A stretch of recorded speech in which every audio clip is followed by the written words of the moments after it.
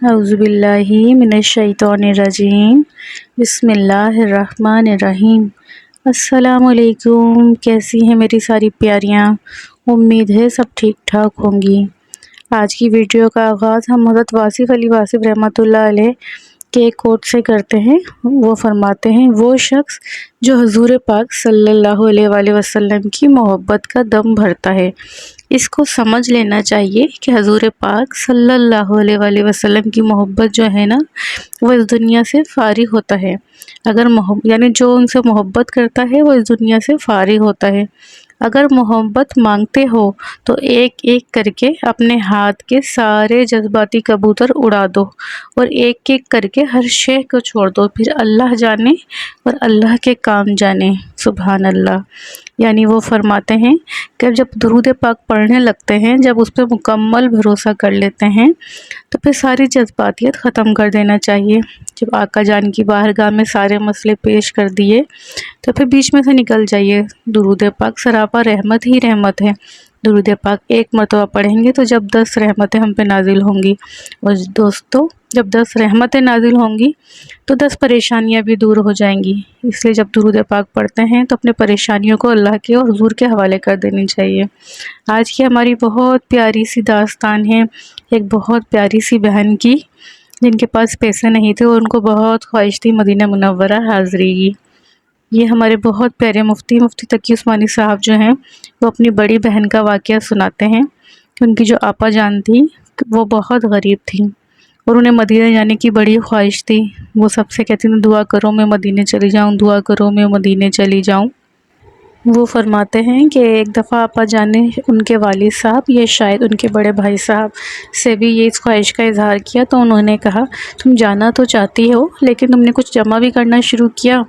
تو انہوں نے کہا، آپ کو میرے حالات تو پتہ ہیں، میں کہاں سے جمع کر سکتی ہوں؟ انہوں نے بولا، نہیں اس طرح نہیں ہوتا کہ جانے کی بھی خواہش ہے اور تم نے کچھ جمع کرنا بھی شروع نہیں کرا۔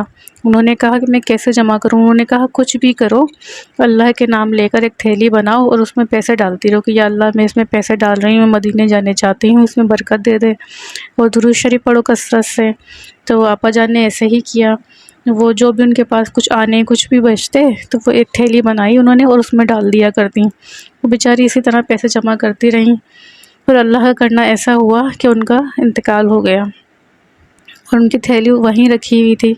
تو جب کہتے ہیں کہ جب ان کے خاندان میں سے کوئی گئے حج کے لیے تو وہ دیکھتے ہیں کہ آپا جان آگے آگے جا رہی ہیں۔ انہیں نہیں پتہ تھا کہ ان کے جانے کے بعد آپا جان کا انتقال ہوا تھا۔ تو وہ کہہ رہے، ماشاءاللہ آپا جان حج کرنے پہنچ گئیں۔ کہہ رہے، جب طواف کرتے تو آپا جان آگے آگے، جب صفا مروہ پہ جاتے تو آپا جان آگے آگے، جب مدینے گئے تو آپا جان آگے آگے۔ وہ بہت خوش ہوئے لیکن ان کی بات نہ ہو پائی ان سے۔ جب وہ واپس آئے تو انہوں نے بتایا کہ چلیں آپا جان کے پاس چلتے ہیں ان کو مبارکباد دینے۔ تو انہوں نے کہا، لوگوں نے بتایا کہ ان کا تو انتقال ہو گیا۔ تو انہوں نے کہا، نہیں، ہم نے خود دیکھا ہے آپا جان کو سارے جتنے ارکان ہیں وہ ادا کرتے ہوئے۔ تو سب کو بہت حیرت ہوئی اور سب کا ایمان بہت بڑھا کہ یعنی ان کے دل میں خواہش تھی اگر وہ دنیا میں نہ جا سکیں تو وہ مرنے کے بعد وہاں پہنچ گئیں۔ سب نے ان کو حج اور عمرہ کرتے ہوئے حج کرتے ہوئے بھی سب نے ان کو دیکھا، طواف کرتے ہوئے، ارکان ادا کرتے ہوئے۔ تو دوستوں، جب آپ کے دل میں چاہت ہوتی ہے نا کسی چیز کی، تو پیسہ کچھ بھی رکاوٹ نہیں بنتا۔ آپ کے دل کی تڑپ سچی ہو تو آپ وہاں پہنچ ہی جاتے ہیں۔ ضروری نہیں، بہت سے لوگ کہتے ہیں ہم پیسوں کی وجہ سے نہیں پہنچ پاتے، یوں نہیں ہوتا، حالات نہیں ایسے۔ اصل جو ہے آقا جان جو ہے وہ ہماری تڑپ دیتے ہیں، ہمارے اندر کتنی تڑپ ہے۔ اور بہت سے ایسے اور واقعات بھی ہیں جو میں آپ کو آگے بتاؤں گی کہ جنہوں نے کوشش کری، نہیں جا سکے، انہوں نے کثرت سے درود پاک پڑھا، خوب درود پڑھا، رو رو کے آقا جان سے دعائیں مانگی، اور غیب سے ایسے اسباب بن گئے کہ کوئی آیا، ان کو پاسپورٹ بھی ان کا بن گیا اور وہ مدینہ حاضری کے لیے پہنچ گئے۔ بہت سارے ایسے واقعات ہیں۔ دوستوں، درود پاک کی کثرت کیجئے اور بہت بہت بہت محبت سے آقا جان پہ درود پڑھ کے رو رو کے ان سے فریاد کیجئے کہ ہمیں بلا لیجئے۔ انشاءاللہ تعالی غیب سے بہت زیادہ آپ کے لیے اسباب ایسے پیدا ہو جائیں گے کہ آپ کو خود حیرت ہوگی کہ یہ اسباب کس طریقے سے بن گئے۔